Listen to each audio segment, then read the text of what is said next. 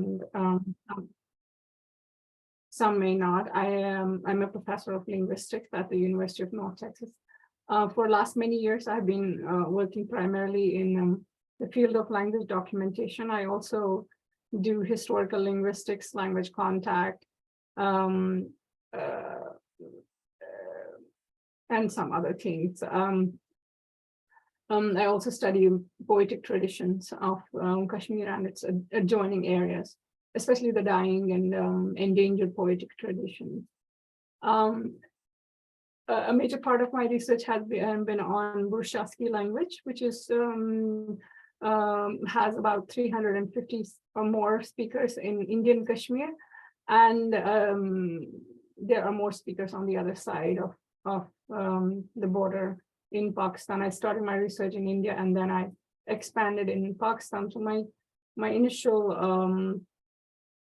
work started in India as a doctoral dissertation. And then I wanted to document the other dialects of this language and try to go to Pakistan. It took me a few years to get a visa, but I finally went, and then my research expanded in Pakistan. So a majority of my documentation work in the last many years has been in Pakistan, but also in Kashmir in India. So let me get started. I know many of you have been listening to a lot of talks, and so some of it may be information that you already know. Let me share. My screen is shared already, but I will start the slideshow. I need to. Okay, no, I'm not drawing something. Just give me 1 second. I'm trying to. I'm trying to find my things. This is. Oh. Let me stop sharing the screen and then go to. How do I go from here to the slideshow? Just 1 second. You could just press F5. F5. But you must be using a Mac, right? An Apple. No, it's not Apple. Yeah, then this F5 should be fine. Yeah, I'm doing that. Okay. Okay, great. Thank you. Thank you. Can you see it? Full slide? It should be visible in a moment, but not right now. Okay. Is the whole screen available on your? Can you see the whole slideshow, like the whole screen, right? I see the whole screen. Okay. Then do one thing. Do you see the button for Windows on your laptop? Yes. If you just press that, you will see the lower taskbar, and then you can go to the see all slideshow. Slides or? Yeah. Okay. And then? It should be done by now. If that's not my the case. question is, are you able to see anything? We are able to see the first screen, the first slide. Okay. Then are you able to see the second page? No, we are not able to see the second page. That usually happens when we go from this. This is the new Zoom update. It's creating problems everywhere. So.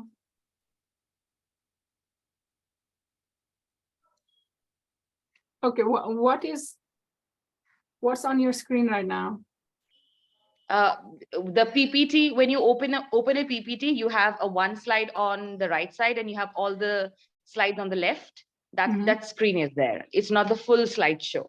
Aha. Okay, that's interesting. I think even if we go like this without going to the full slideshow, then that will also be all right. Is that okay? Yeah, because we can see what is written there, and okay, you can read it. It's readable. Also be. Yeah, it's readable. Okay, then we can get started. So language. A few words about language endangerment, and I'm sure many of you already know all of this information, and I'm sorry if I'm repeating all of that. So nowadays, the term language documentation has become more or less synonymous with documentation of endangered language, perhaps mainly because of the emphasis put on the need for documenting the so-called endangered languages. So what are languages, endangered languages? a language we know that a language is a treasure of culture, history, ideas, and more. When a language is lost, a culture is silenced, a cultural voice is silenced, a shared treasure, an entire worldview is lost into oblivion. According to a special report by the National Science Foundation of the United States, at least 3,000 of the world's estimated 6,000 to 7,000 languages, that's about half of the languages, or 50%, are in danger of becoming extinct. In 1992, Cross estimated about 80% of the world languages to be lost within a century. According to Crystal 2000, about 96% of the world's languages are spoken by only 4% of the world population. So the last speakers of about half of the world's languages are alive today, according to Harrison.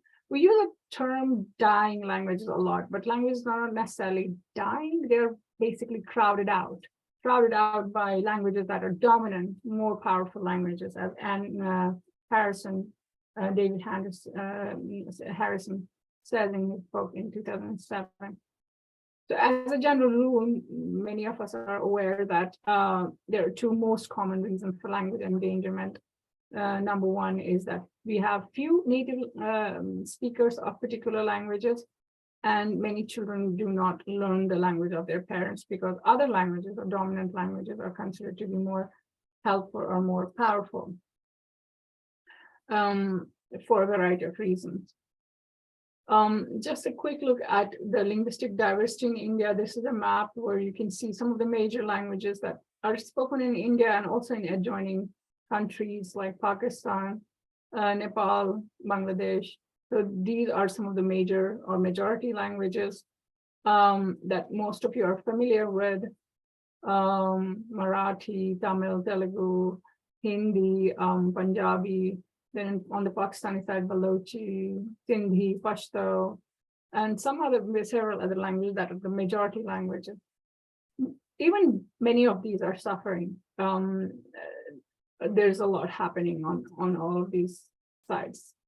A UNESCO list of endangered languages in India gives us some idea about the vernaculars that will probably go extinct shortly, or maybe not. It depends on how things work and what kind of efforts are made, and which ones can be saved with efforts from the people. Some examples of so-called dying languages, Indian languages, are Balti, Dharma, Gangte, Koch, Mandiali, Mahasu Pahari, Nihali, Sumi, Zahring, and many more that are not listed here.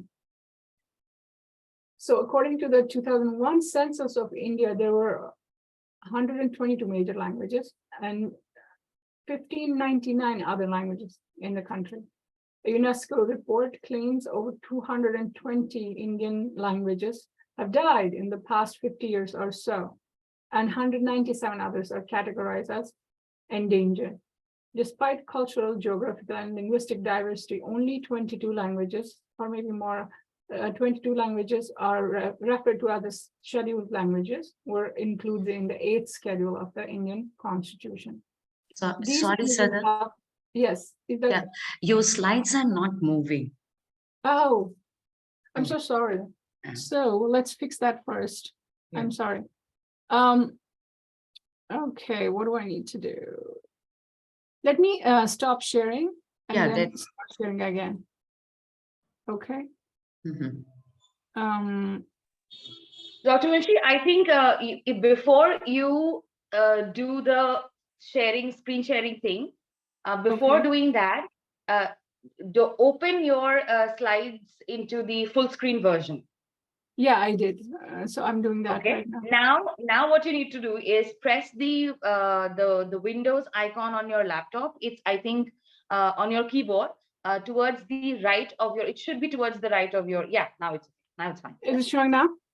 Yes. Yeah. Can you move one or two slides so that we know that it's moving? So hold on. Just 1 second. Is it moving? Yes, it is. Thank you. Okay, great. So yes, I'm on screen. I'm on slide 6. It says linguistic diversity in India. Does it work?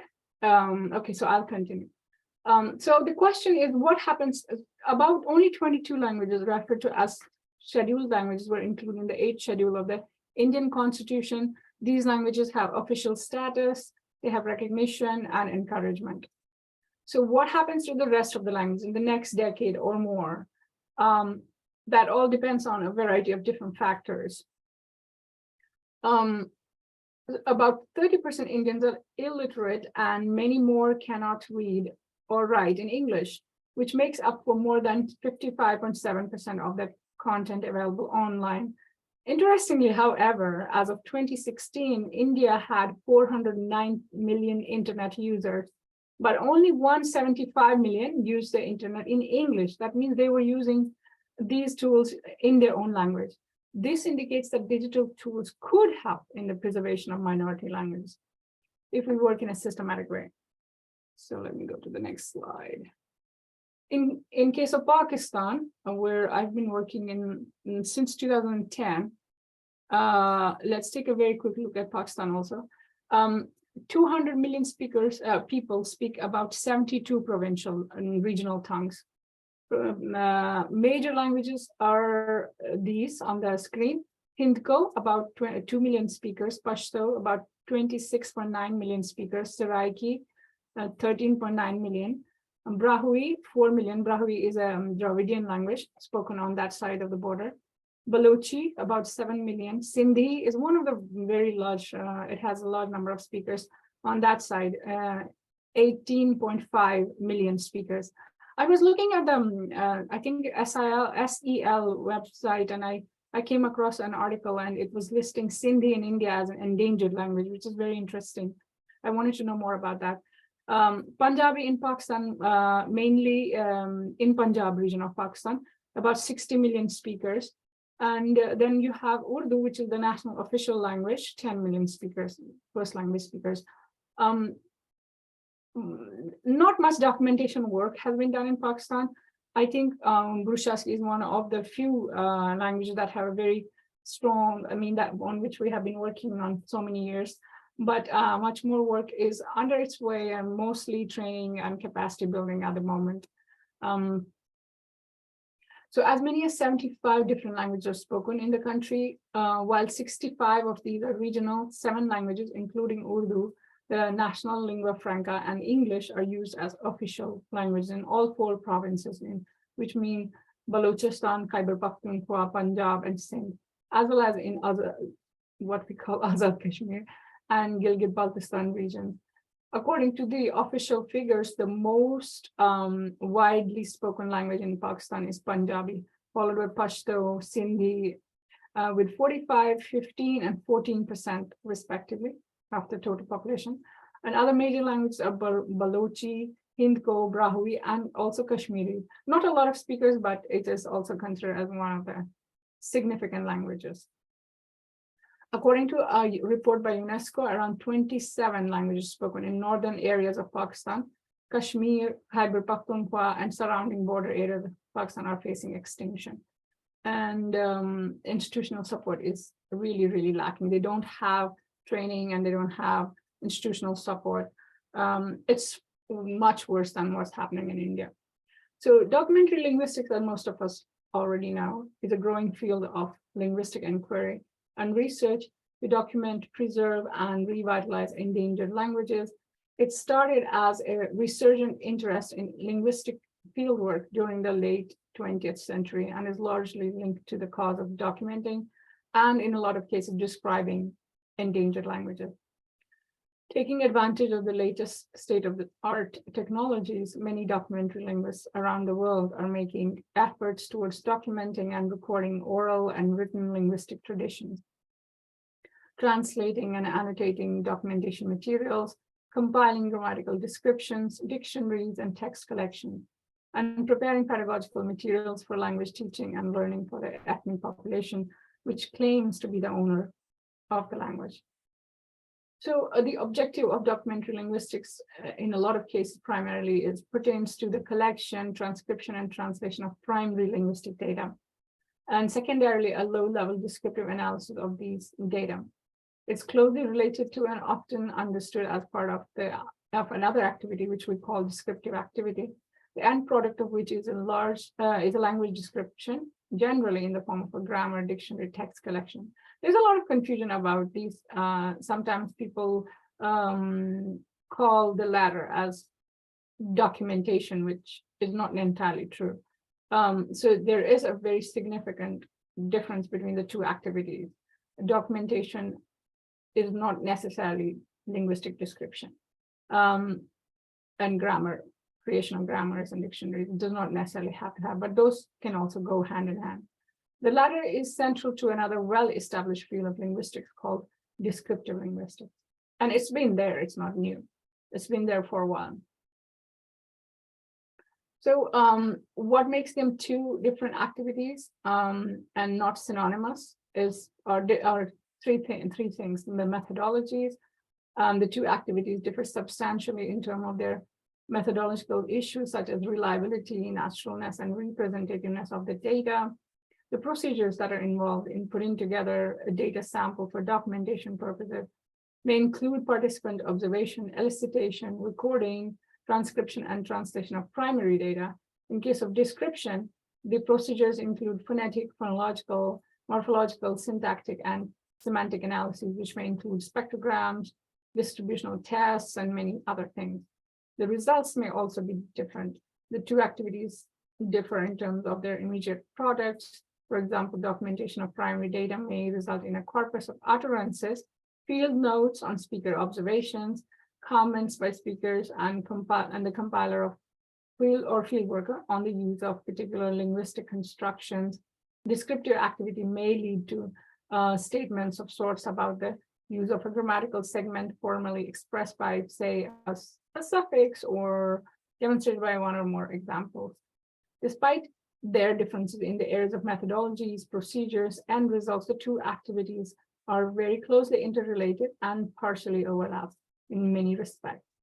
However, language documentation nowadays is conceived of as a fairly independent field of linguistics, which is no longer exclusively related to descriptive linguistics, which is a field of its own.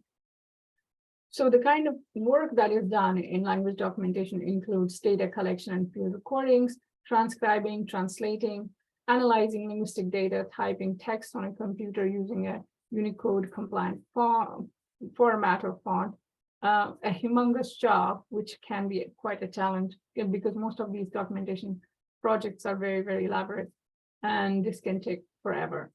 Parsing and interlinearization of text with detailed grammatical information, analyzing text for ethno-linguistic information, preparing grammatical descriptions, text collections, dictionaries, digitizing audio and video recordings if they are in some other format, and preparing audio and video files for dissemination and archiving the materials for documentation and preservation, creating pedagogical materials for language revival and language revitalization. So most of the documentation projects in the past, not all of them, have focused on language revival and language revitalization, which is a lot of investment in terms of time, effort, and motivation.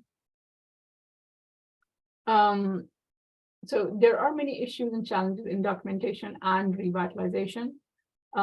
These could be decisions related to the selection of the type of data to be collected or included in the documentation. The actual recording of data and issues related to field work and different challenges in field work, which are many, many different challenges. Transcription, translation, analysis, and commentary of the data, archiving or presentation of the data for public access and storage. There could be many different challenges in that. There are issues in language revitalization. I'm going to talk a little bit about revitalization at length because I thought this is very important in documentation. There are some things in the chat. I don't know if there are any questions or what was it in the chat window. I'm just briefly going to see. Okay, this is about the slides. So in terms of language revitalization, which I think is of more importance for the speakers of the language than documentation, although documentation is also very important, but I think for the speakers of the language revitalization efforts are more concrete in terms of the influence and effect that they will have. So some of the issues that we could talk about are issues of technology in language revitalization. We live in a time period where technology has become very, very important, and it's become part of our life. And everything is moving at a very, very fast pace. So we have to keep up with technology and keep up with the changing technology, because technology is also changing very, very rapidly. There are different types of approaches to this use of technology. App-driven or tool-driven approach, which prioritizes technology, but it doesn't keep language learning as a priority. The other one is needs-based approach, which prioritizes the needs. It must be innovative in approaching language teaching and pedagogy, and it must use modern and right kind of technology for pedagogical purposes or creating pedagogical materials. So in conclusion, the approach we choose should be principled and need-based. There's a reference also here. Hold on. Next slide. My slide is not moving for some reason. Just give me 1 second. Where's my? Okay, now it's moving. Continuing on that, identify the needs and search for the best technology. So there are different audio recording options. For example, many of you may know Audacity. It's a software that is very easy to use, and it's a free recording program. It gives us very good recordings, high quality wave recordings. There's also something called Vokaru, an online recording program, but I think it gives us only MP3 or reduced files. Depending on what your purpose is, whether you're teaching or whether you're whether you're recording for some lasting purposes, then you should decide what software or what program is best. There are also preloaded apps on cell phones. Many people have been using them. There are apps for iPhone and Android, such as voice recorder, voice memos, etc. We also need to think about efficiency and reliability of these tools. We have to decide which one works best for a specific learning context. If you are learning a language, a minority language, or teaching a minority language, what is best and what is more efficient? And those things have to be kept in mind. So these people who are in charge of teaching or creating these language teaching materials, they have to be savvy and they have to know this technology. So weigh in the pros and cons of each potential or available tool. For example, if students or language learners have access to only one computer in the classroom, then you cannot use option one, because you will need one computer for every single person. Option two probably needs to be downloaded, but maybe not anymore, because I was looking at it and it was the recordings definitely need to be downloaded. So when I was looking at it, this is called Vokaru. I was looking at it, I was trying to record something, and I was able to do one recording at a time, and then I had to download it, and then after that I can do another one. So it wasn't giving me an option to go from one recording to another recording in a row. So I don't know if there's a different way to work on it. I have not used it. I use Audacity only for editing purposes. I don't use it for recording. I use a high quality digital recorder for recording. But Audacity can be used sometimes. It's very handy on a computer, and you can it can also give you good recordings. There are other softwares as well and other programs. So therefore, if you only have access to smartphones, then option 3 is your best bet, depending on what you have available. Then identifying the needs again, for example, building online language teaching materials, because a lot of stuff is happening online. Again, that's not possible everywhere. For example, if you are in a very, very remote area, people don't have access to online materials. So I don't know, it may work in some contexts, but not everywhere. In a country like India, which is so huge, and going from place to place, from one area or to another area, you will see a lot of variation in terms of access to technology and so on. Even also in Pakistan, where I'm working, there are some areas where you have internet all the time, but there are certain areas where they don't even have a working phone. So you have to juggle between many different variations of challenges. But if you do build online language teaching materials, some of the things that need to be considered are what tools to use for example, for website. There are different pros and cons for each platform. For example, Google Sites is an option. It's free, it's easy to use, but you can and you can invite people to view the website and control it. But it requires maintenance of user permission list, adding and deleting people. It can take up a lot of time. There's another one called Wix. It's nice and easy to build, but it requires you to use a Wix domain name, involves some charges, and contains ads. There's also WordPress, which I've been using for my website on Warshawski, pretty good. Some charges are involved, allows more flexibility in terms of hosting domain names, and can easily host audio files with a player. And I think it can also host video files. I think it depends on how much space you have. So you can use that, but this is for language teaching materials. And then we also need to have those necessary skills to be able to use those, knowledge of essential tools for better performance, ability to integrate tools and technology into the classroom and curriculum. If you want to teach minority language or an endangered language in the classroom, then you have to have these tools and technology that will be efficient. But again, if you are in a very, very remote area, how are these things going to work? These can be a big challenge to language teachers. Incorporation of technology into assessments, feedback, record keeping. So it works in some cases. So there's a lot of people are working in different regions of the world, depending on what type of access people have to technology. Things can work in some contexts, but in others, they will not have that kind of outcome, the same kind of. So we have a variety of different contexts. But use of technology in many contexts can be used to improve communication and other collaboration opportunities as well. A more unnecessary skill. So there are many different tools. For example, processing programs, Word, Google Docs.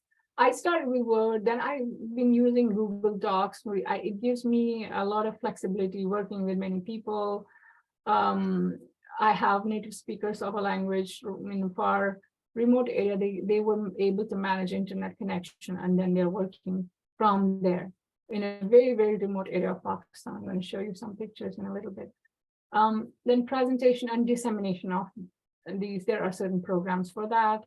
And we can use different programs. PowerPoint is one for presentation, etc. Spreadsheet programs, like Excel. I've been using Excel a lot because it's so easy, and it's so easy to collaborate between people and compile huge amounts of data when many people are working. Google Sheets, Open Office, I don't use that one. Audio playback programs, Windows, Media Player, QuickTime, etc. These have been there for a long time. There are search engines, Chrome, Firefox, Safari. Most of you are already familiar with that. And but we have to know whether they are age appropriate. If you have little kids learning, then we have to make sure that they are not landing somewhere where they should not be. So we have to keep in mind the age of the learners as well, and what kind of programs we can use for them. In terms of integrating technology in teaching and assessment, we can identify the learning goals and objectives and set the curriculum accordingly. We can integrate use of technology in assignments, in projects. It can be like a two-way thing. You're not only teaching language, you can also be teaching technology at the same time. Assess the various types of technology. For example, the type of recording technology used. The teacher or the language revitalizer should be comfortable himself or herself and familiar with the technology to address troubleshoots and find workarounds for problems in time. Then test the technology before using it in classroom. So the goal is to achieve 4 common skills in language learning in the most efficient way. That includes learning, speaking, reading, as well as writing. But not all of these can be achieved in the beginning. Like having success in all 4 of them, there can be a lot of challenges to that as well. And one of them is orthography issues that I will be talking about in a little bit more on that. So evaluation of potential technology, general uses, general issues, sorry. So there could be budget and cost issues. If we don't have money, then it's a big challenge. So we have to consider budget and cost effectiveness. We do have some free and open source tools. For example, MS Word is standard for all computers. There are also some other alternatives. There's Audacity, which is also free for some uses. Then this technology should be easy to use. It should not be very, very difficult for people to learn. Then it should be efficient, powerful, effective. There are specific issues, for example, ease of use, appropriateness to the age of the users that I just mentioned, appropriateness to the people of a specific culture. So sometimes cultural taboos are there, and then you cannot use everything or all types of tools. Compatibility of fonts to the orthography to a specific language. So if you're writing the language, then the orthography should be compatible. It should be in a Unicode font or something. And getting an orthography for a language can take a long time if you have languages which are still orally preserved. Then safety, privacy, and ownership issues are also there. While many social media tools such as Facebook can be used for language learning and communication, these may not be appropriate for children who need to be protected from the cheesy effects of the internet, especially Facebook, etc. Education-specific tools are appropriate for such needs. In the past, there used to be something called Edmodo. I don't know if it's still used or it's gone, but it was there. It was an education-specific tool. Drafting general guidelines, for example, making student communication public, separating professional and personal accounts, using official equipment for communication, avoiding publication of personal information. Then about ownership and control of data or information, care needs to be taken that the ownership remains with the community and not with anyone else. You can also have, in terms of dissemination of the information, publication, etc. We can create ebooks. Nowadays, it's much than it used to be in the past. So there are available tools for creating ebooks. There's one called iBooks Author. It used to be there. It's not available anymore. Now it has transitioned to Pages, compatible with iPad, iPhone, Mac, and iCloud. I have not used it, but some people have. PowerPoint can be used to create ebooks in PDF format. The most common ebook format, user-friendly, easily available on many devices, and it's free. There's also Adobe InDesign. It's not free. Here in the US, its price starts at $99 per month, but I don't know about how it works in India. It's very advanced. It allows graphics, and you can do a lot in Adobe. And then for audio recordings, you can use Audacity, Vocaru, Padlet, VoiceThread, tools for recording and organizing files. Animation, you can add animation if you want to be very high tech and more cool and creative. Volkey, Sock Puppets, Go Animate, easy platform tool or tools. Videos, most powerful but very time consuming. They need I mean, people need some training in making videos and tools for video creation, editing. There are some of them, Windows Movie Maker, iMovie, movie editing in the cloud. I personally use Adobe Creative Cloud. It's not free, but I've been using Adobe Creative Cloud. It was a little intimidating in the beginning, but it was very easy to learn to do video editing. So one of the main issues in this is orthography, because in order to create pedagogical materials, the language, if it's been undocumented language in the past and it doesn't have a writing system which is recognized yet, you have to have a writing system, you have to have an orthography.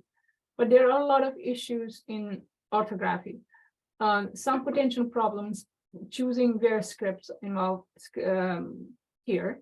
So scripts can pose a variety of problems related to, for example, learnability.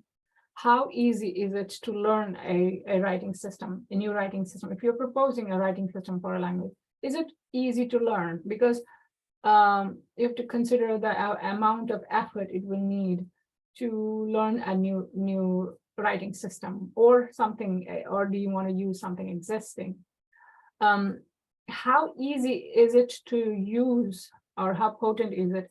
So you have learned it, but is it easy for you to use it on computers? Can you type very quickly? Is it friendly? Is it technology savvy? And finally, final factor is the acceptance. Is it acceptable to the public? If you have proposed a writing system for a language, are people going to accept it? So in some cases, they may not. It may take years, sometimes decades, before a community will accept a certain writing system. There may be a lot of political, ideological factors in terms of whether or not people will accept that. So there are technological problems, learnability problems, and acceptance or ideological problems. I'll give you one example with Kashmiri. Even though Kashmiri is not considered to be so-called endangered language, it has about maybe approximately 5 million or more speakers, or at least that's the number we have been citing in terms of people claiming Kashmiri to be their first language. But there's limited native language literacy. Until very recently, it wasn't taught in schools. It's been introduced in schools as one of the languages very recently, like just a few years ago. Until when I was an adult, I didn't learn Kashmiri in school. I was not able to read or write in Kashmiri. I used to speak it at home. My father was very particular about talking in Kashmiri, although most of my friends were not talking in Kashmiri a lot. They mostly used to use Urdu, which was the state official language. So the younger generation has been using Urdu or Hindi, depending on what you want to call it or who is speaking it. So there's a strong language ideology. Speakers belonging to Hindu and Muslim communities have different preferences for script for Kashmiri. So for Kashmiri, the state official script used to be and still is a modification of the Perso-Arabic writing system. But there has been a continuing rejection of this script from the people of the Hindu community. So they haven't learned it. Only, yes, some people have learned, like a handful of writers who want to publish their poetry and stuff like that, literature. They have learned the Perso-Arabic writing system, which is used for a modification of that, which is used for writing Kashmiri, but it's not broadly learned. Most of the people are actually illiterate in their own writing, in their own language. There's also been migration and rapid language shift in some people who have migrated out of Kashmir.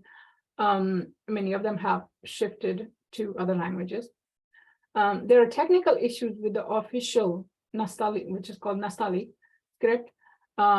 Those involve the use of, so there are a lot of symbols that are not necessarily, and at least until recently, they were not Unicode compliant. And these were causing problems on computers. Maybe they have fixed this issue. However, another problem is use of a large number of diacritics, which are neither learner-friendly nor computer-friendly. So even though symbols may now be used that are Unicode compliant, there are a lot of diacritics, because Kashmiri language has a very rich vowel system. It has about 15 vowels, but the Nasalic writing system is a consonant-based writing system. It doesn't have a lot of symbols for vowels. It has a very limited number of symbols that can be used for vowels.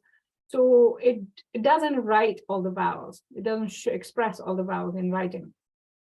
That can create a lot of problems in reading. And people who are not very, very fluent in the language, for them, it's challenging to read in that writing system. It's not very reader friendly unless you are very, very expert in reading it. So those are the problems in Kashmiri. Burushaski language that I was talking about earlier has 3 different dialects in Pakistan. Many people have actually proposed writing system for Burushaski starting from decades ago. He was a spiritual leader of one of the community's regional dialects, Allama Nasiruddin Hundai. He had proposed a writing system. He had written a lot of, or composed a lot of poetry, which was mostly spiritual, religious poetry. A lot of, it was also in Farsi, but a lot of books were published in Burushaski and using the script that he proposed.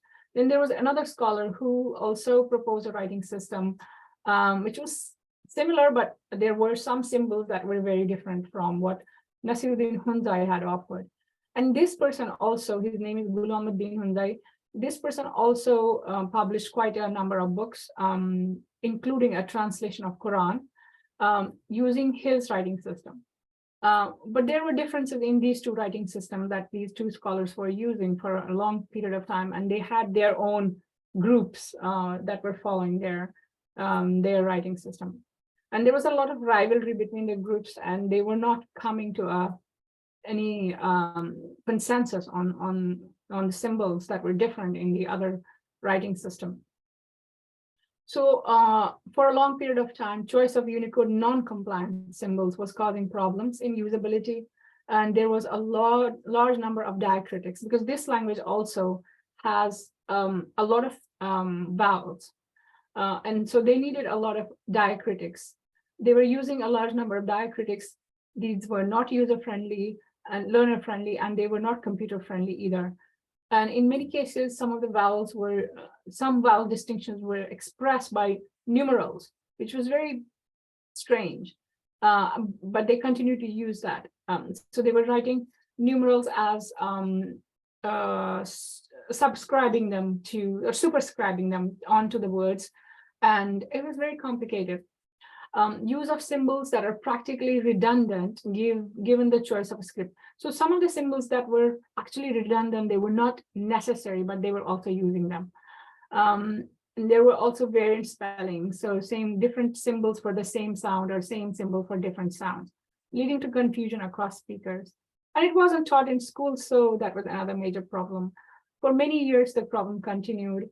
I also proposed some modifications to the existing writing system.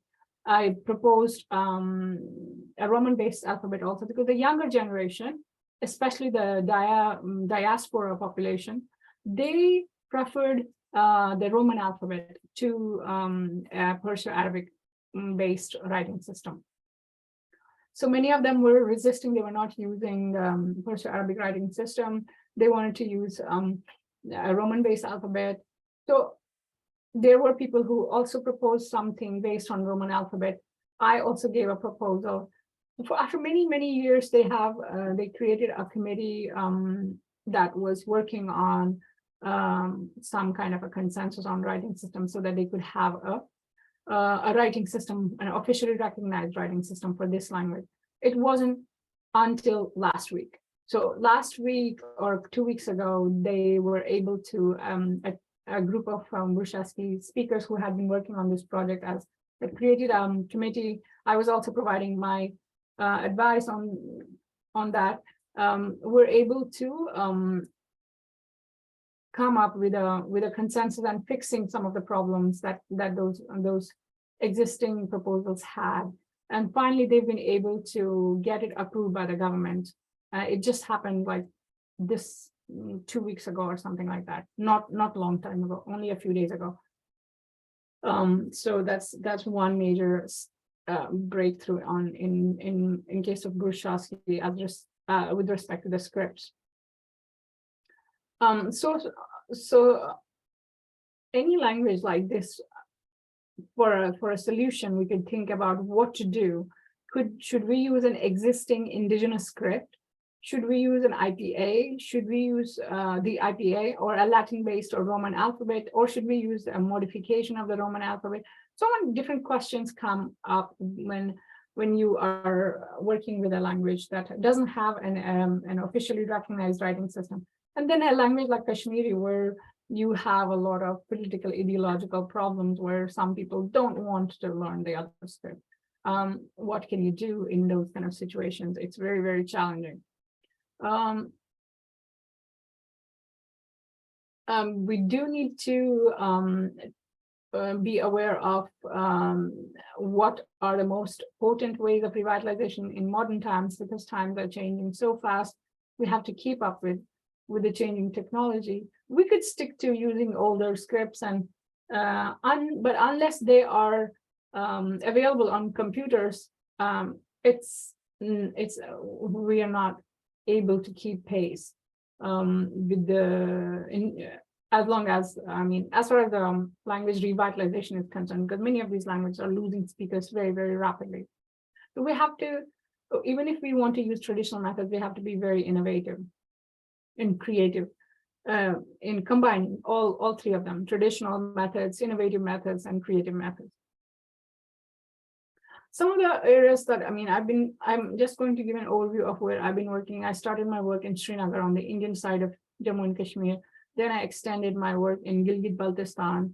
I went to the other side, and after like 3 years of attempts to get a visa, and I started my work on the other side of the border. I don't know how many field trips I've done, maybe 17 or more. I've lost count. So these are some of the areas where I've been to. Khyber Pakhtunkhwa is one of my most recent areas where I've been working in, but I started in Gilgit-Baltistan on the Pakistani side. On the Indian side, I started working in Srinagar, which is my hometown, where I accidentally found these native speakers of Bursaski. People didn't even know the name of their language. They used to call them Botraj, which is the term for what comes from Bhotia, and Bhotia means Tibetan. So people still call them Botraj. They thought they were Bhotia, but they are not. They are from a different language. They are a different ethnic community and speak a language which is a linguistic isolate. It's not related to any other language, existing language in the world. So here's, you can see Skadu, Gilgit, Hunza, and Nagar, and there should be Yasin somewhere here. Yasin Valley, I've been there. When I started my field work, it was very, very difficult to access these areas, but over the years, things have become much better. And then these are some of the pictures of my fieldwork starting from 2003. This is in Islamabad. This is in Hunza.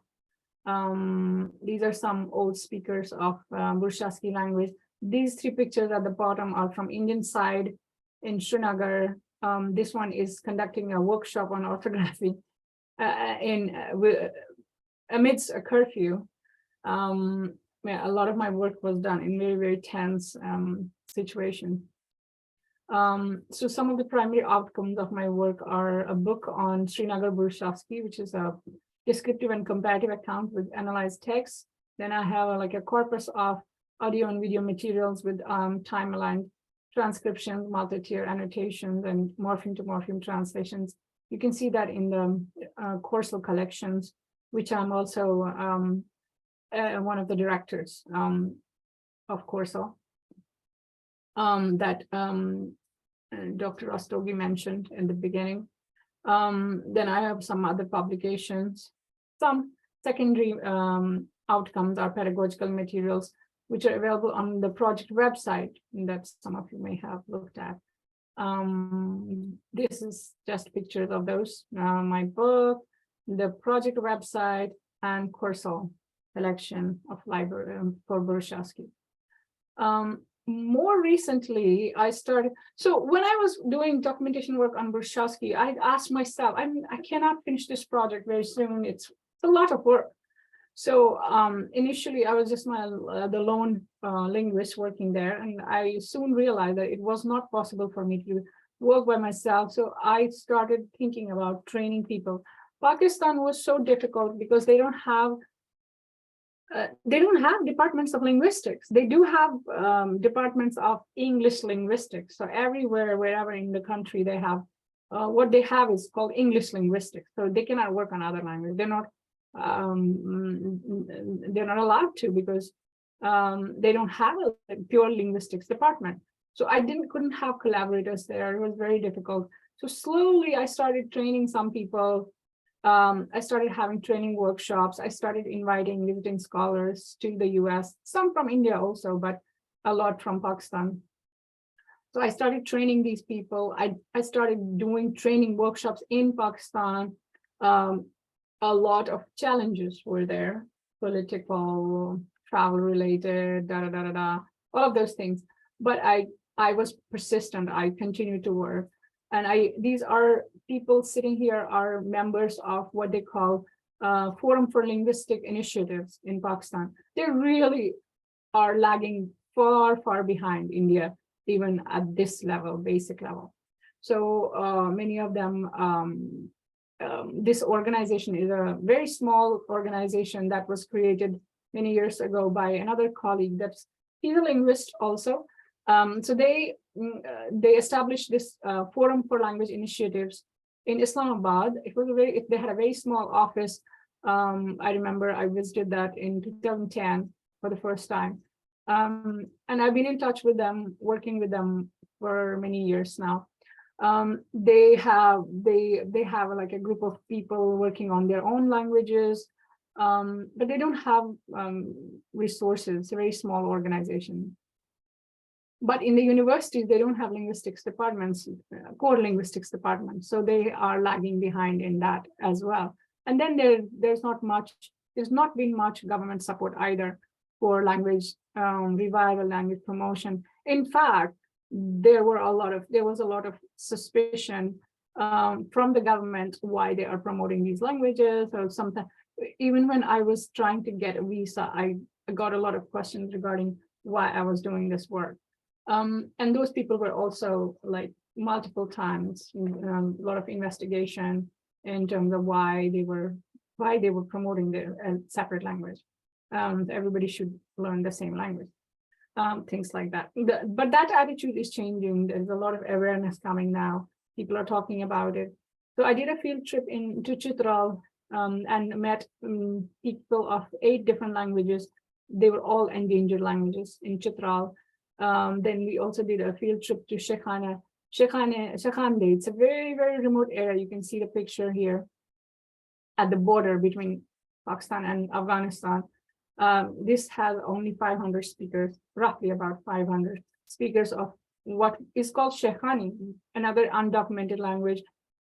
The consonant system is so interesting. The clusters were very, very unique. I had not come across this type of phonological system in any other language that I know of in that region. So no work has been done on this language before. So I started working on a language called Mankiali in 2018. It's a severely endangered Indo-Aryan language spoken in a very remote area of Pakistan, a village called Dana, which is situated on the top of a mountain when they don't even have a vehicle or public transport. It was very difficult to be there. So the language is used in different domains, but it's very rapidly decreasing, the domains of use. The total number of fluent first language speakers is fewer than 500. It exhibits a number of features that are of interest to phonologists, typologists, sociolinguists, historical linguists. How much time do I have? Am I running out of time? So this project is a kind of my springboard leading to opportunity that can increase the capacity. I've been using this project as a springboard to train people. I've done a lot of training workshops. These are pictures from the village, where it's called Dana. They rely on subsistence agriculture, mostly corn, as their primary source of livelihood. They are very, very secluded. Women haven't left this village. Many women were asking me, can you take us to the next village? They don't have transport. They don't have any amenities. They don't have a road. They have only one tap for the whole village for water. So socioeconomically very, very, very, very poor, far behind. That one was in 2019. This is in 2022. I went again with some of my students, and these are two people, this person and then one more person. They I brought them to US for Aurangzeb and Gohar. I brought them to US as visiting scholars, trained them in documentation methods for several months, and then again for several months. And then we did a workshop together with some of my students from here, American students. We went back to Pakistan, conducted training workshops in a lot of places, actually. This one is in India, in Kashmir, with some of my students. This was a workshop in Kashmir University in 2018. Some of my students are here, Christine, Jessie, Danielle, and they are doing a workshop on language documentation in Kashmir University Department of Linguistics. This one is in Air University in Islamabad that I did an intensive one week workshop. We worked on there were people from many different parts of Pakistan. 25 participants received training. I think I'm gonna skim over that. Many students, at least two of them are now in the US. So this was at the end of the workshop. This is Kinza. She's a doctoral student now at UNT, doing her work with me as her supervisor. She has been working on Brahui, which is very interesting. She can actually speak Brahui, but her first language is Sindhi, an undocumented dialect of Sindhi. This was the training workshop on orthography that I did in Chitral. You can see there's only men there. I was the only woman in that group. So I brought up that issue as well, the gender issue. Then,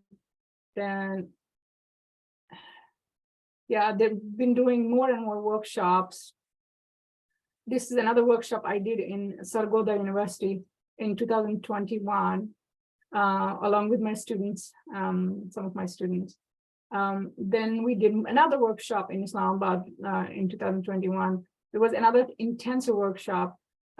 This was a very successful workshop with Forum for Language Initiatives, a 1 week workshop.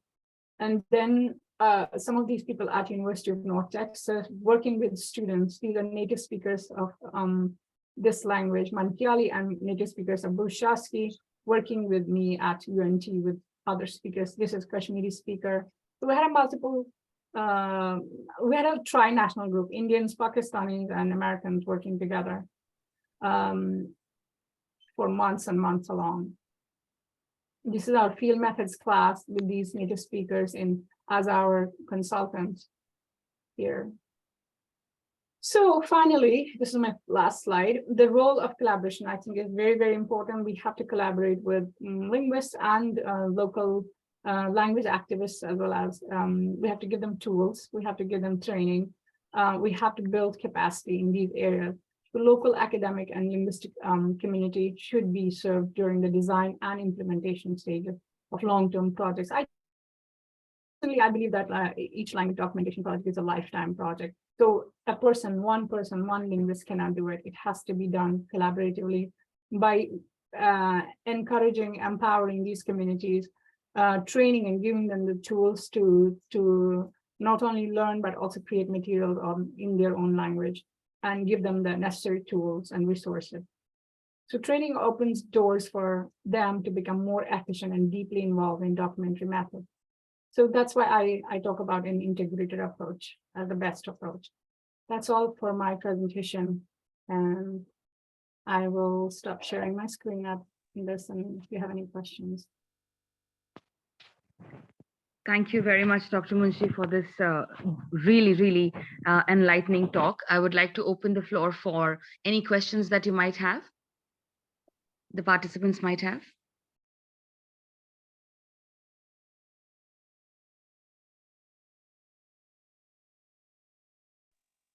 Okay.